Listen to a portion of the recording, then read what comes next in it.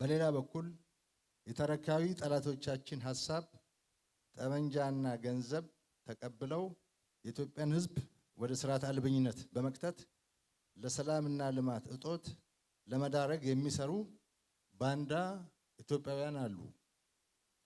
ከ2010 ዓመተ ምህረት ለውጥ በኋላ የተለያየ ጭንብል ለብሰው ሀገርን ለመበተን ሰላምና ልማት ለማሳጣት በተናጠልና በጋራ ጦርነት የከፈቱብንን ሁሉ መክተን ህልማቸውን ከንቱ አድርገናል።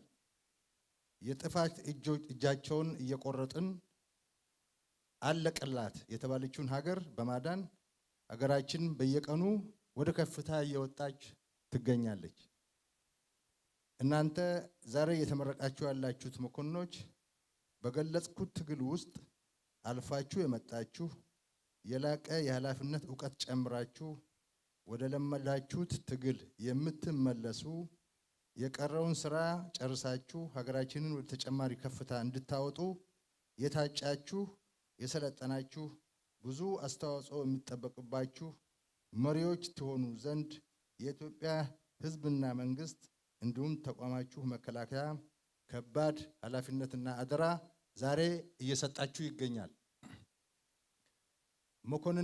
መኮንንነት አደራ ነው። መኮንንነት ዕውቀት ነው። መኮንንነት የጠንካራ ስነልቦናና ዲሲፕሊን የእድገት ደረጃ ነው። ዛሬ የላቀ ቦታ ከፍታና አደራ ተሰጥቷቸዋል። በድጋሚ እንኳን ደስ አላችሁ። በየምትመደቡበት የጦር ክፍል ሰራዊታችን ተልእኮውን በላቀ ብቃት እንዲወጣ በድል አድራጊነት እንዲቀጥል የጠላቶቻችን ህልም ጨርሶ እንዲመክን ሀገራችን የጀመረችውን የከፍታ ጉዞ እንድታሳካ እና የህዝባችን ብልጽግና እንዲረጋገጥ የሚጠበቅባችሁን ሁሉ ትወጡ ዘንድ ታላቅ አደራ ተጥሎባችኋል። ያለንበት ዘመን በጦር ሜዳ ግጥሚያ በሚደረግ ትግል ብቻ የተወሰነ ሳይሆን ዘመኑ ባወጣው ቴክኖሎጂ ከፍተኛ የስነ ልቦና ጦርነት በማድረግ የሀገር መከላከል አቅም ለማዳከም የሚሰራ የጠላት የሳይበር ሰራዊት ጦርነት ያለበት ዘመን ጭምር ነው።